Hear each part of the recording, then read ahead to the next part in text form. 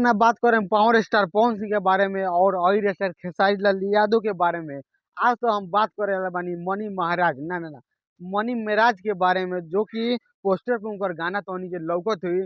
जौन गाना के नाम हो तू सिला हो का, पूरा हाई पावर में चलता इनकर वीडियो, पूरा डुपर सुपर में चारू ओर ऑर्केस्ट्रा से लेके लहंगा तक गाना चलत। क्या बात है सर, क्या बात आ एगो और ही बात, तो मनी मेराज कॉमेडी बनावतलन, कॉमेडी बनाते बनाते दिमाग में कौन तो नस टाइट कर दिले के तनी में जी तुरंत गाना पर चलेलन। और गाना पर आते आते एके बे इतना हैवी हैवी लिखलियन, इस साला कोनो के मालूम ना रहलक, लेकिन तू सिला हो का पूरा नीला बना के रख देले बा।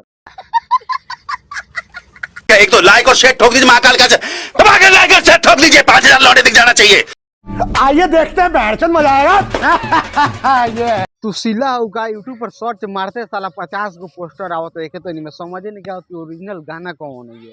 अब जितना भी सिला हो का एक पीला भी डांस कर रहा बा, अब पूरा दुनिया झूम उठ रहा बा कि मनी मेराज के गाना इतना हेवी कहाँ से आ गल। ई गाना में बैकग्राउंड में गईले बारी शिल्पी राज, तो शिल्पी राज से ये कहे के चाहे कि इतना लोग के गाना देते रहू, पैसा कितना छापते रहू, तंका हमनी के देखावा।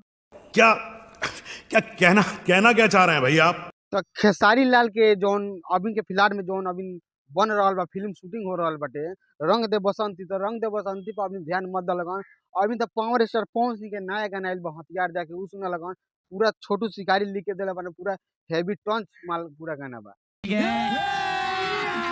अभी मजा आएगा ना। इंतजार करत लगल बा मनी मिराज के सॉन्ग के, तो मनी मिराज के सॉन्ग अभी नहीं आयल, पूरा फिलहाल में शूटिंग हो रहा बा। तो मनी मिराज के अभी जौन के फिलहाल में सॉन्ग आइल बा तू सिला होगा जा लगन, पूरा तो धमाल मचा के रख देले बार लगन, पूरा सुपर डुपर बना के रख देले बार लगन। अब का हाई पावर में लिया के चाहता लगन, तो अभी सॉन्ग के इंतजार कर लगन। साले का खोपड़ी तोड़ साले। अब पावर स्टार पवन सिंह भी नवंबर के महीना में पूरा लाग रहल बा कि 2024 और 25 में इनके धमाल होके आला बाटे, पूरा आइटम बम खानी।